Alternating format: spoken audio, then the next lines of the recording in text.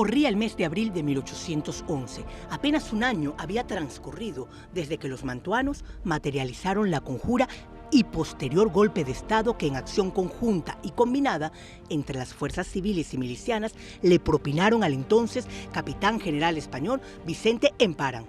Este suceso de gran trascendencia evolucionó hasta su ulterior resultado por la indefinición política de las Cortes españolas, encargadas de mantener los derechos del rey Fernando VII.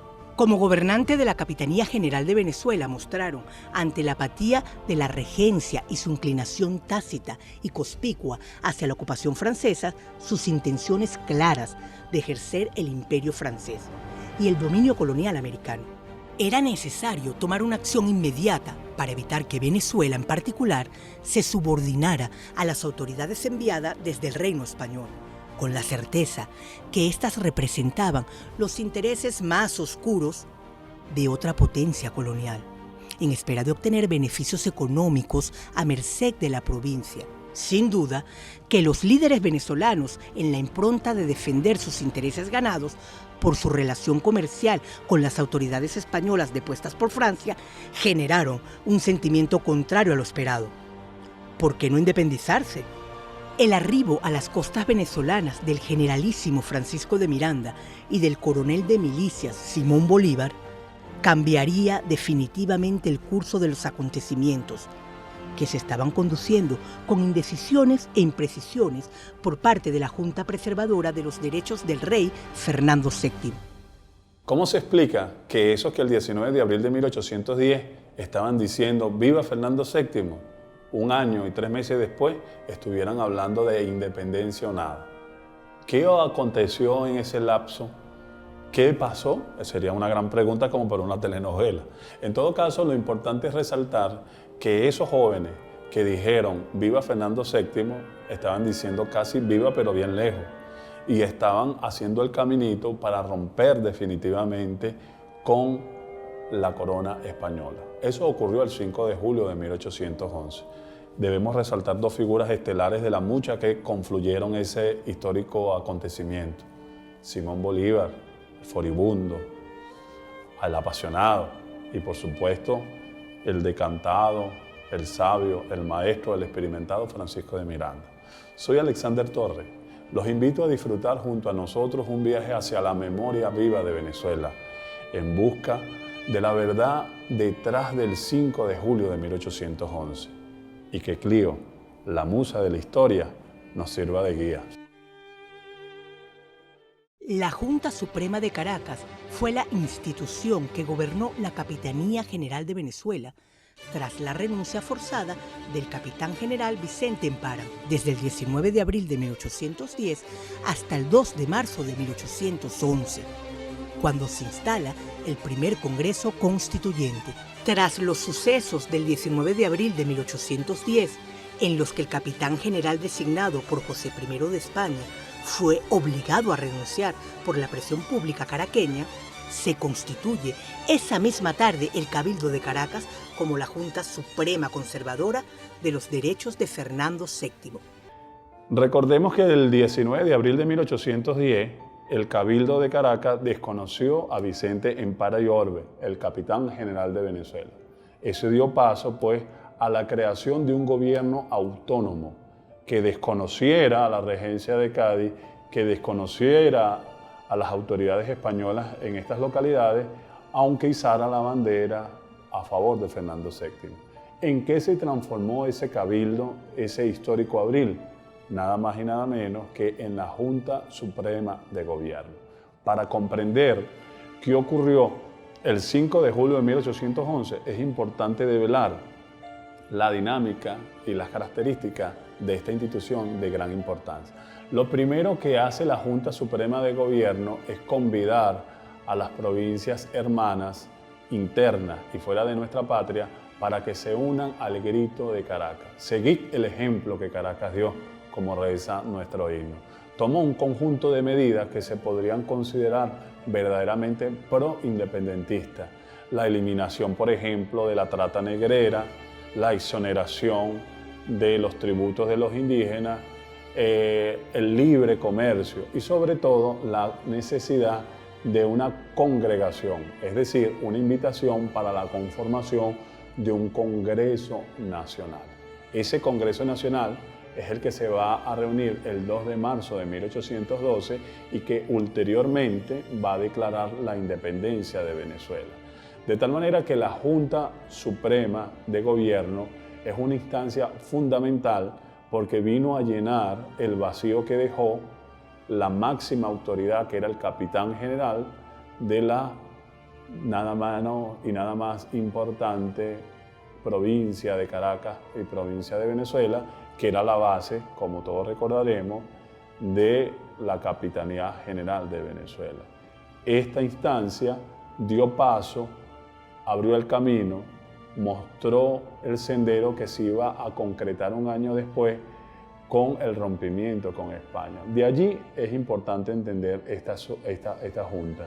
Esta junta estaba inspirada en las juntas que se habían conformado en Europa, sobre todo en la de Sevilla, la de Murga y la misma de Cádiz, donde un conjunto de criollos con milicias de pardo y sectores populares bregaron por dirigir su propio gobierno. Por primera vez, después de 3 siglos, fueron los criollos los que dijeron: somos nosotros los que debemos coordinar y dirigir nuestros propios destinos.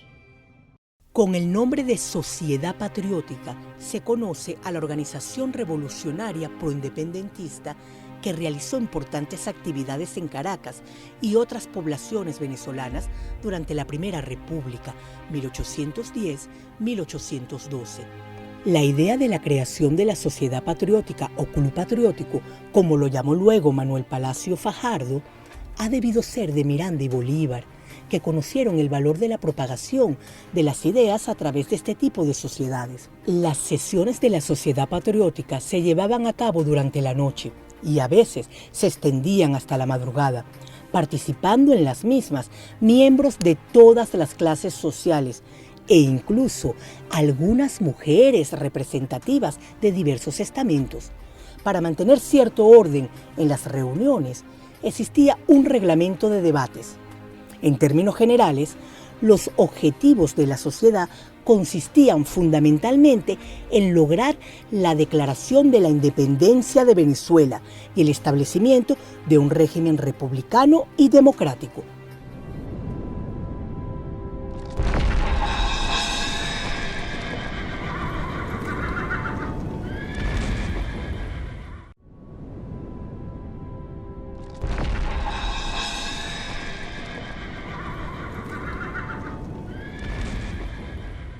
El coronel Bolívar, en horas de la madrugada del 4 de julio de 1811, ante la Sociedad Patriótica, dice: no es que hay 2 congresos. ¿Cómo fomentarán el cisma los que conocen más la necesidad de la unión? Lo que queremos es que esa unión sea efectiva y para animarnos a la gloriosa empresa de nuestra libertad. Unirnos para reposar, para dormir en los brazos de la apatía.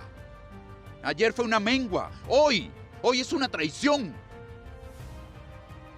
Se discute en el Congreso Nacional lo que debiera estar decidido. ¿Y qué dicen?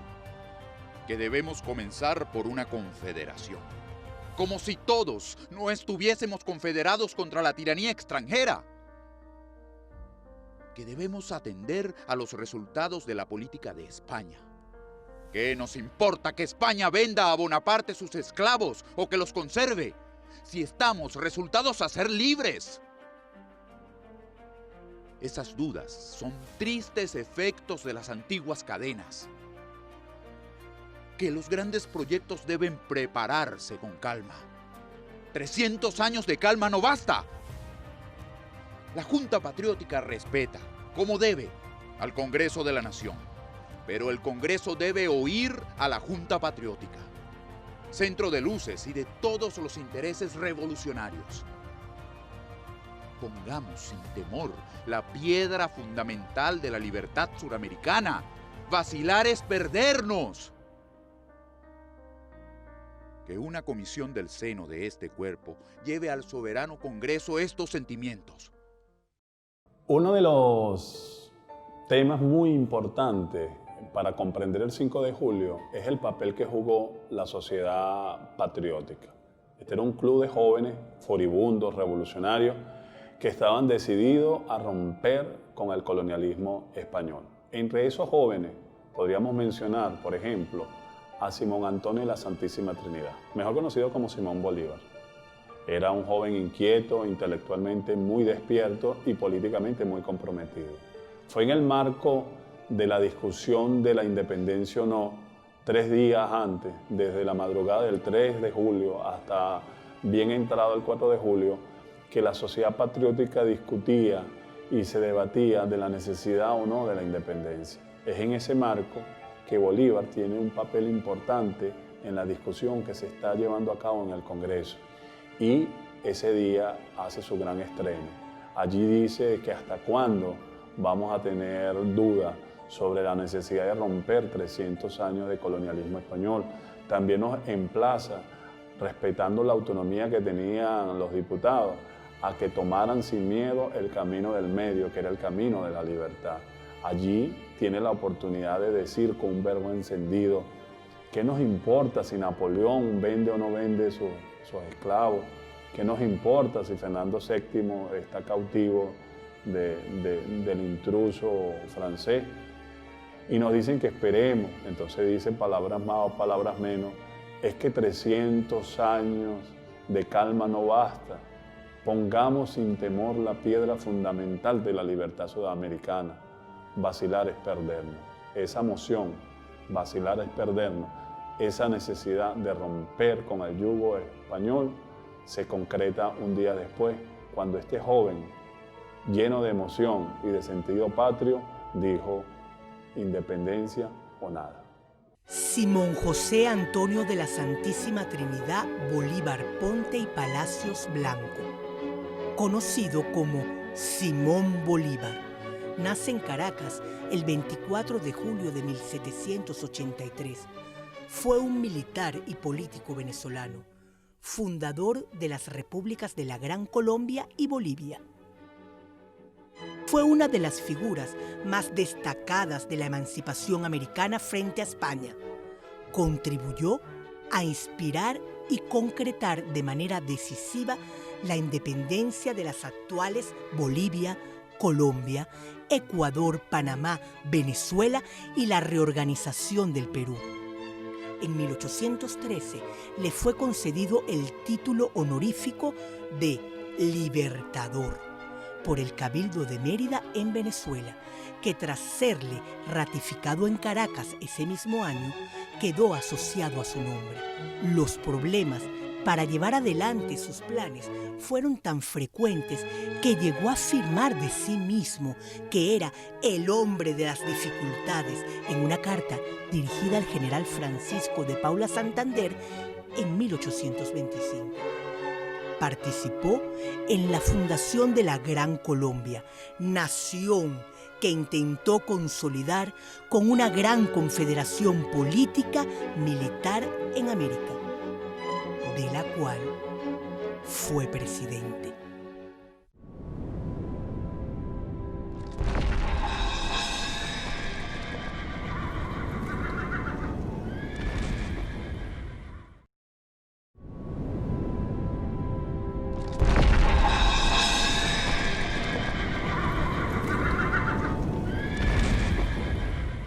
El 2 de marzo de 1811 se instala el primer Congreso de Venezuela, el cual fue denominado Supremo Congreso de Venezuela, siendo el más antiguo de América Latina. Fue convocado para decidir el destino del suelo patrio.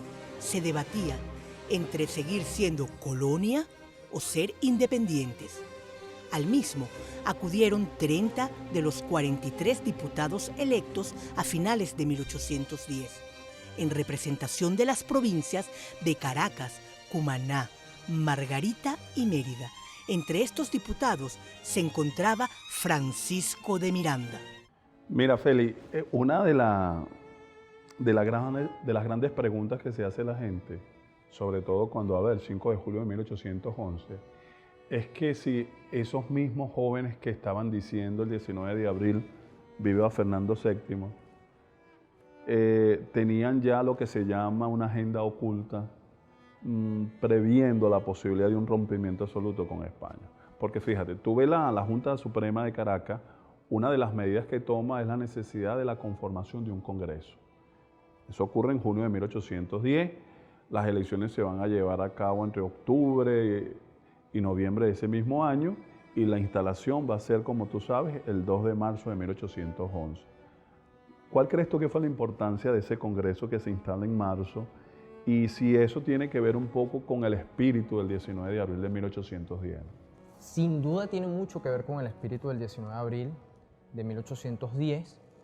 En efecto, muchos de esos jóvenes ya venían pensando en la independencia, pero fue un proceso que tardó un tiempo, que tuvo altibajos, porque todavía existía un ala moderada que decía que la independencia debía llevarse de una manera pausada, precisamente pensando en que no existan brotes de violencia. Esa era una de las cosas que más aterraba al lado conservador. Y del otro lado teníamos un grupo de jóvenes que auspiciaba la independencia absoluta.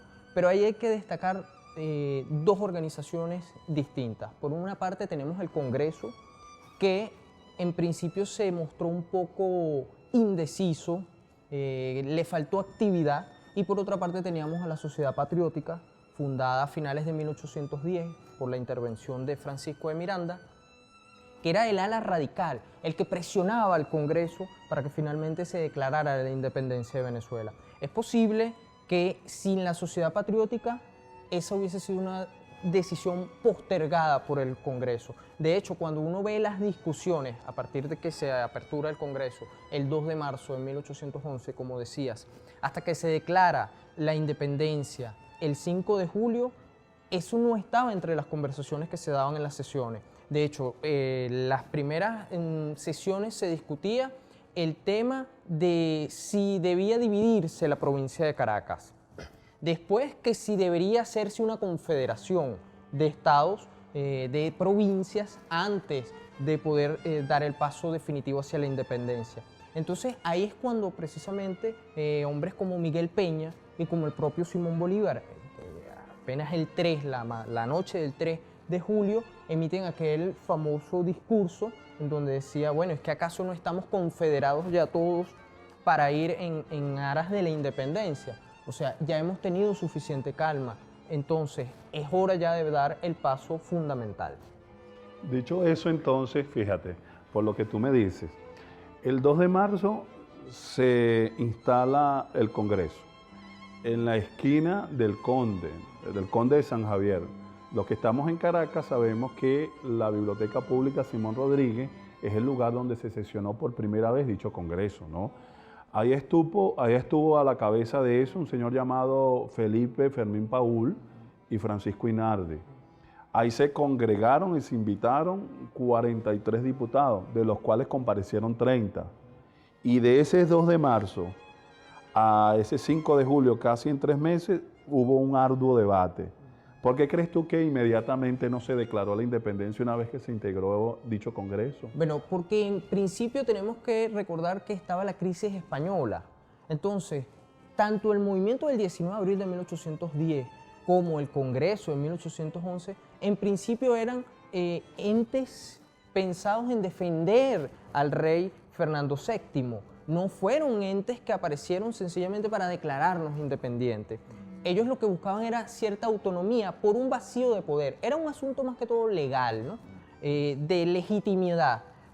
Estando cautivo el rey, no hay poder en España que lo suplante. Por eso entonces, aunque se declaraban partidarios de la monarquía, rechazaban cualquier forma de poder que se establecía en España. Rechazaron la regencia, rechazaron las cortes, decían que no tenían legitimidad, y a partir de ahí entonces como que uno percibe que se disfraza un discurso, ¿no? Que como no hay rey, estas autoridades son ilegítimas, el recurso que tenemos entonces es la independencia. Pero nosotros estamos siendo leales a nuestro rey, solo que en su ausencia tenemos que tomar una decisión, y esa decisión, dada la crisis que enfrentamos, tiene que llevarnos sencillamente hacia un proceso más autonomista y donde nosotros tengamos la necesidad de tomar nuestras propias decisiones en la ausencia del rey. Eso explica por qué estos hacen una jura a Narciso Coll i Prat, donde juran un congreso que terminó siendo constituyente, que va a sancionar una nueva Carta Magna, juran por Dios y juran por Fernando VII. Es como un contrasentido, que los que estén hablando posteriormente en meses de independencia digan somos fieles a Fernando VII. Y me imagino que también había que debatir también el asunto de las provincias, porque recuerdas tú que al llamado del 19 de abril y al llamado a la conformación del Congreso, uno del año 10 y después el año 11, asistieron 7 provincias: Barcelona, Barinas, Caracas, Cumaná, Margarita, Mérida y Trujillo, mientras que Coro, Maracaibo y Guayana se mantuvieron fieles a la regencia. Me imagino que también había un problema de las guerras, los desencuentros y el problema de la forma de gobierno. ¿Cuál debíamos aceptar? ¿Centralismo o federalismo?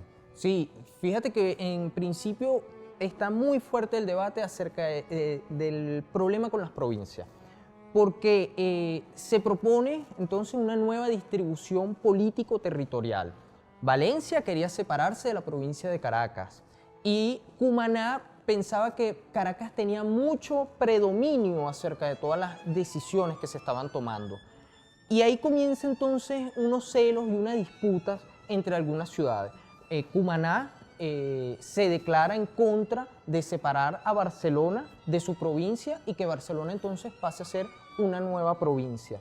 Todo esto genera un clima de fuerte conflicto, de graves tensiones, que los congresistas están pensando en solucionar primero ese problema antes que el tema de la independencia. Todavía en ese momento no es urgente, pero ante las ante las presiones de la sociedad patriótica y ante las presiones de los medios de comunicación en ese momento, de la prensa era muy agresiva en favor de la independencia. La mayoría de los congresistas y la mayoría de los miembros de la sociedad patriótica escribían artículos incendiarios, agitadores en favor de la independencia, y eso generó muchísima presión sobre el Congreso. Entonces, ese Congreso que se instaló, ese Supremo Congreso, el 2 de marzo de 1811, fue un espacio donde se debatía ardientemente ser libre o no, pero el 5 de julio las cosas iban a optar por la última moción, el rompimiento absoluto con el yugo español.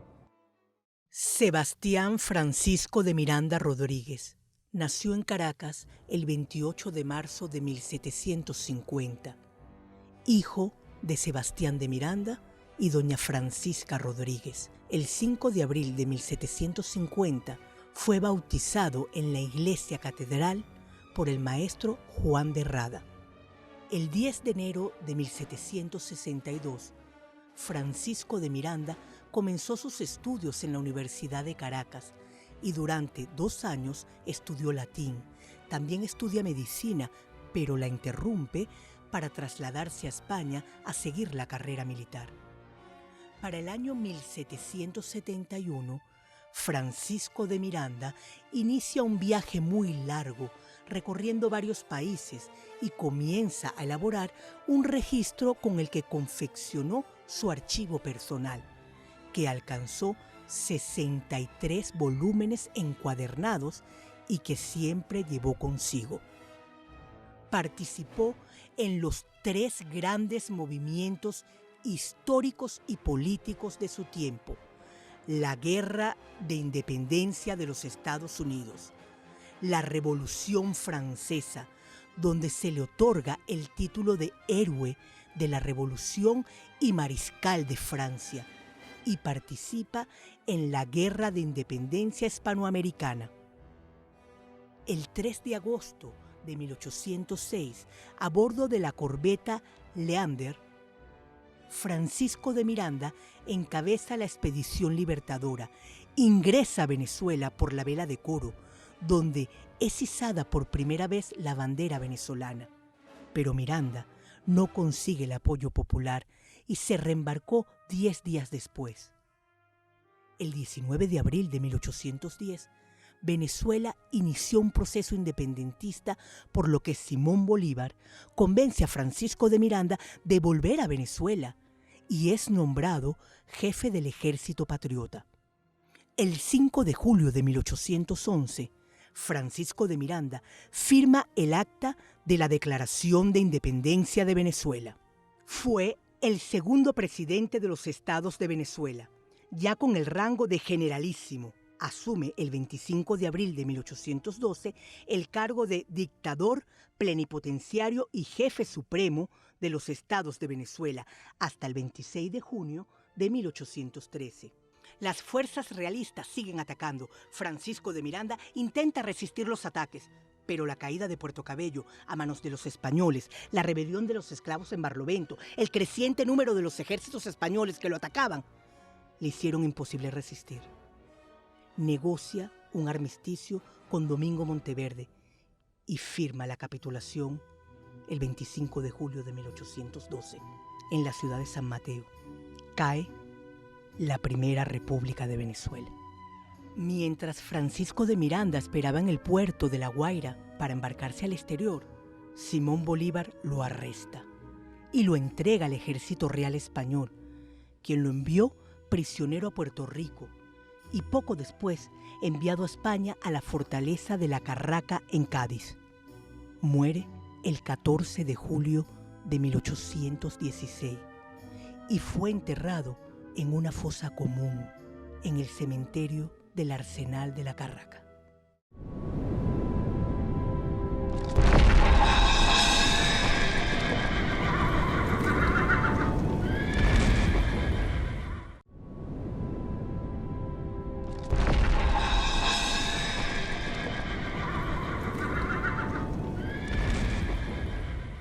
La independencia es la formación o la restauración de un país inmediatamente después de la separación de otro, del que solo formaba una parte. Como concepto político, apareció con la Declaración de Independencia de los Estados Unidos en 1776, como respuesta al colonialismo europeo, y se extendió con el Acta de Independencia de Haití, 1804, tras la Revolución Haitiana, 1791-1804, y las declaraciones de independencia de los países latinoamericanos dependientes del Imperio Español en las guerras de independencia hispanoamericanas, 1810-1821.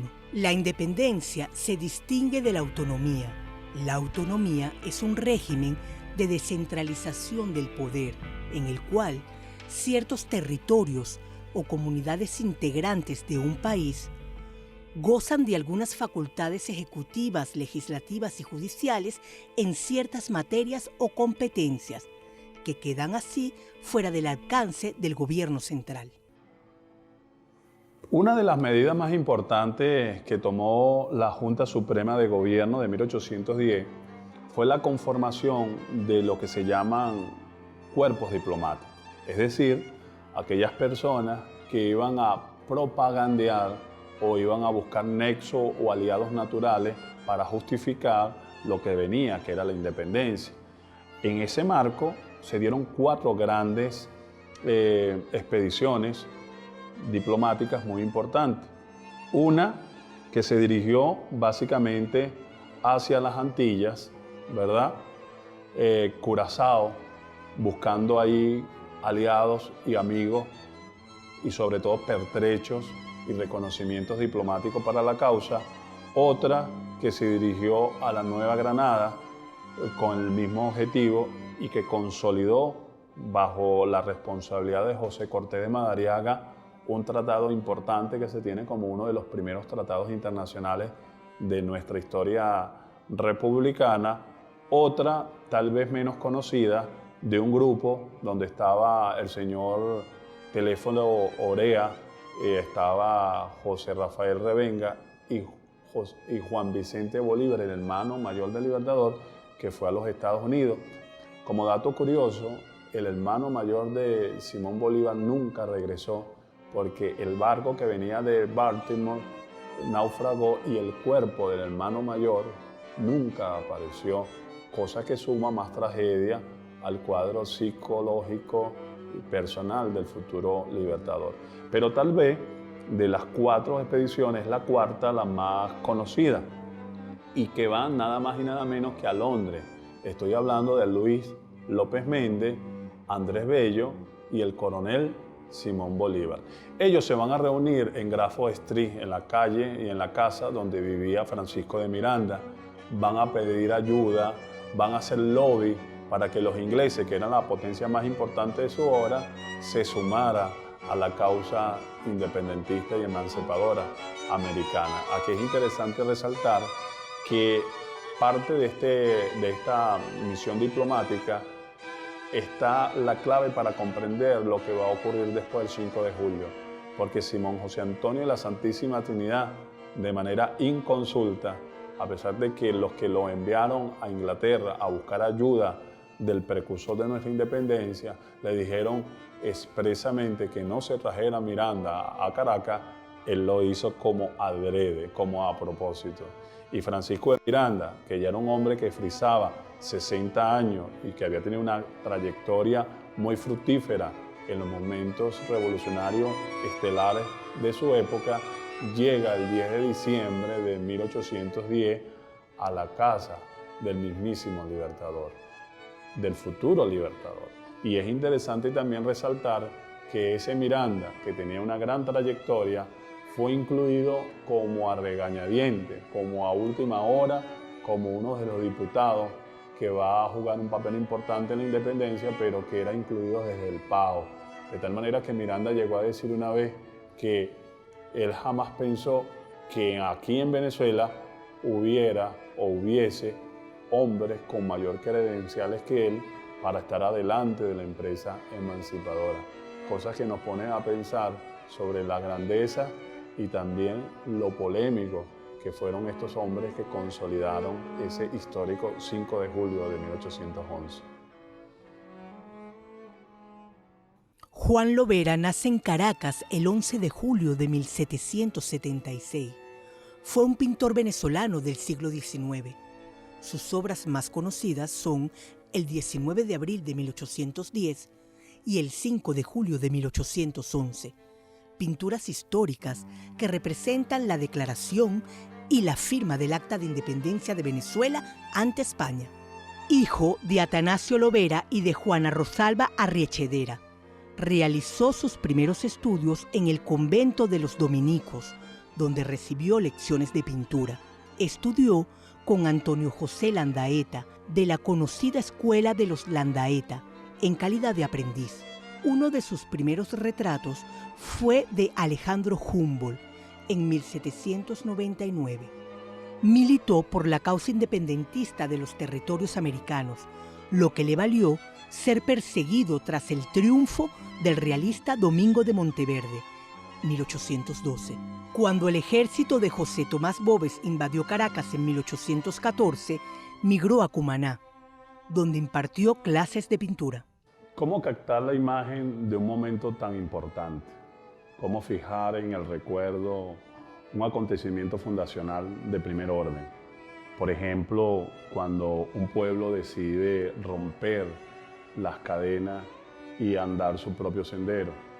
¿Qué pasó en 1811? Tiene que ver con la declaración de nuestra independencia. Y aquí Juan Lovera juega un papel muy importante, porque Juan Lovera es por excelencia el ojo que capta, el ojo que delimita visualmente con sus colores, con su hermosura, con su forma, algo que debe sembrarse en el corazón de los venezolanos. La idea de la independencia, la lucha por la soberanía y por la emancipación.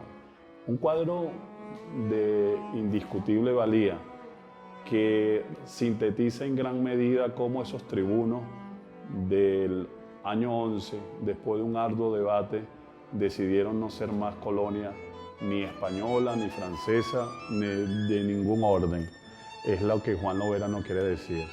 La figura, por ejemplo, de Francisco de Miranda, la figura, por ejemplo, de Juan Rodríguez Domínguez, la figura de un tribuno como Juan Germán Rocio, todos aquellos que deliberaron, como Francisco Javier Llanes, en la búsqueda de una fórmula política que le diera la posibilidad de construir república y no monarquía en nuestras tierras, se sintetiza muy bien en este cuadro de Juan Lovera.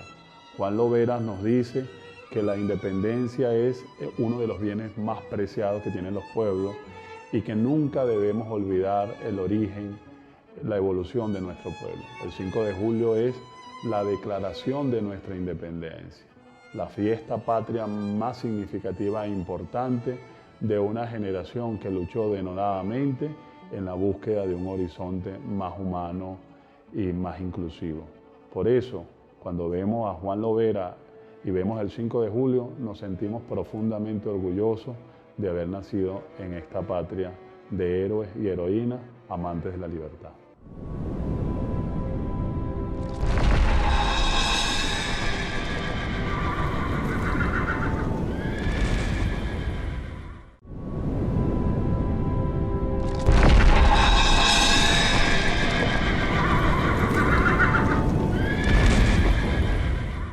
El 5 de julio de 1811, el Supremo Congreso Unido de las Provincias de Venezuela declara solemnemente para todo el mundo la independencia absoluta.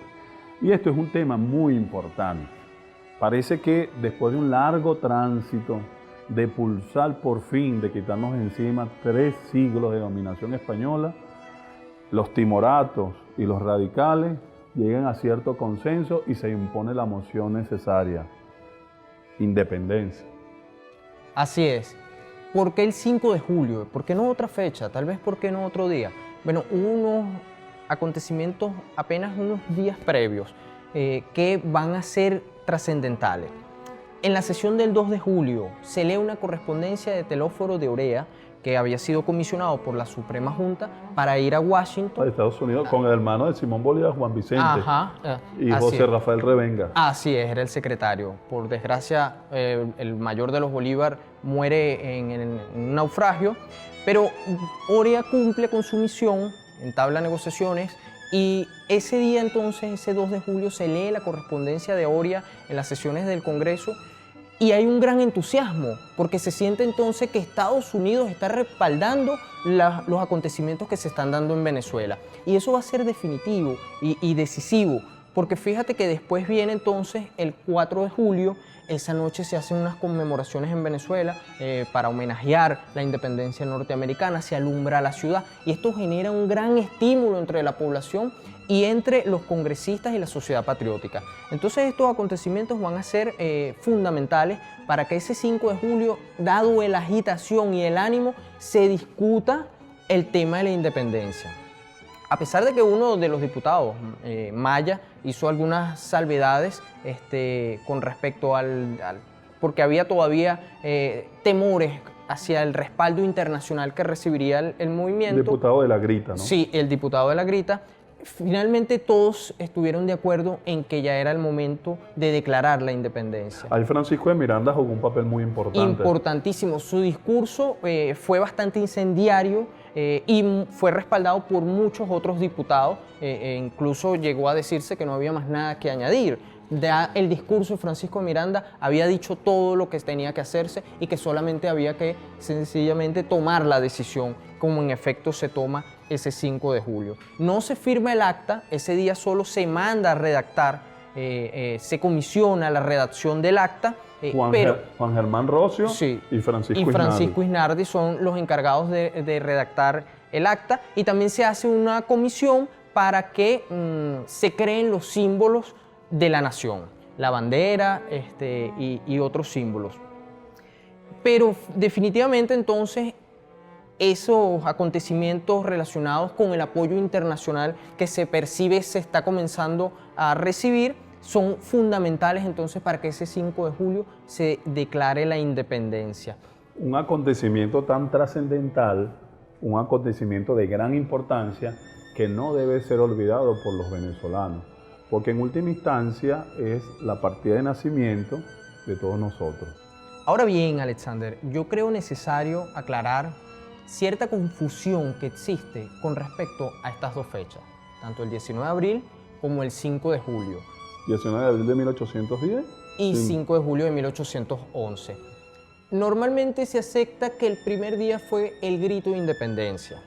Pese a que eso tiene tal vez sus salvedades, no es tan así, sí podemos decir que aquel fue el primer paso contundente hacia ese proceso y que el 5 de julio fue la declaración oficial por parte del Congreso, es decir, del Poder Superior de Venezuela, en ratificar, en confirmar, mejor dicho, la independencia. Es decir, el 19 de abril inicia el movimiento y el 5 de julio se concreta ya finalmente la independencia. Son dos fechas diferentes. Ahora bien, ese 5 de julio, entonces, tiene, además de estas dudas, el tema de del acta. Así es. Porque se piensa que ese día se firmó el acta de la independencia y no es así. Ese día se comisionó su redacción para posteriormente, ya elaborada el acta, se convocaron a todos los congresistas para que acudieran a firmar el acta y esto se hizo el 8 de julio de 1811. Claro, con esta salvedad, Félix, una cosa es el poder, como tú dices, ejecutivo y otra cosa es el poder legislativo. En el poder legislativo, donde estaba Juan Antonio Rodríguez Domínguez, que precedía ese congreso, se declara la independencia, pero ahora hay que llevarlo al triunvirato, hay que llevarlo al ejecutivo para que dé el visto bueno, Cristóbal Mendoza, Juan Escalona y Baltasar Padrón. Entonces, la confusión viene porque la gente cree que inmediatamente se declaró y todo el mundo firmó. Y cierta iconografía generó esa confusión. Así es, así es. Luego que el Poder Ejecutivo, que lo había declarado el Congreso, el propio Congreso había establecido quiénes eran las personas establecidas en el Poder Ejecutivo, que por cierto no figuró Miranda por ninguna parte. Así es. Ahí vemos un poco también ese resentimiento, ese temor hacia lo que representaba Miranda, que no quisieron que formara parte de ese Poder Ejecutivo. Una vez que entonces el Poder Ejecutivo aprueba la decisión del Congreso, se procede a la redacción del acta y es cuando firman los congresantes. Ahora, esas firmas no fueron automáticas, esas firmas se llevaron un largo proceso administrativo, que algunos hablan hasta del 16 de agosto de ese mismo año. Así es. Bueno, obviamente... Y hasta un muerto que no llegó a firmar. Obviamente las comunicaciones, el traslado de muchos de estos diputados era un gran inconveniente, pues, para muchas de las decisiones y de los asuntos referentes al Congreso. Y eso precisamente se refleja en la firma de los diputados en el acta. Sí, y una cosa es la declaración y otra cosa es la proclamación, ¿ves? Por ejemplo, hay una fecha muy importante que es el 14 de julio de 1811, cuando Francisco de Miranda, con los dos hijos de José María España, iza la bandera, esos símbolos patrios que tú estabas comentando, y le hace un homenaje a ese gran adalí, a ese gran héroe, que fue nada más y nada menos que uno de los que adelantó el movimiento revolucionario de La Guaira de 1797. Pero ya el Publicista y la Gaceta de Caracas también había publicado ese acontecimiento. De tal manera que, Félix, por lo que tú dices, una cosa es la declaración, el 5 de julio de 1811, y otra cosa es la firma del acta. La firma del acta fue posterior. O sea que a partir de hoy no podemos decir 5 de julio, firma del acta de la independencia. En todo caso fue una declaración de ser libres para siempre. Y el 21 de diciembre de ese mismo año sancionamos la primera constitución de Venezuela y la primera de Hispanoamérica, razón por la cual como venezolanos nos sentimos muy orgullosos.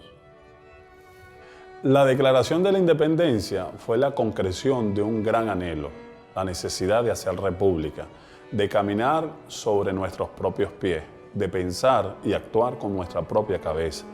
Debemos reencontrarnos con esa historia de la grandeza, con esa historia que nos dice que estamos llamados para las grandes cosas, para las grandes hazañas, porque la historia la hacemos todo. Venezuela, Memoria Viva, se despide por el día de hoy. en espera de su compañía en una nueva oportunidad. Y recuerde, como dijo el Libertador, la gloria está en ser grande y en ser útil.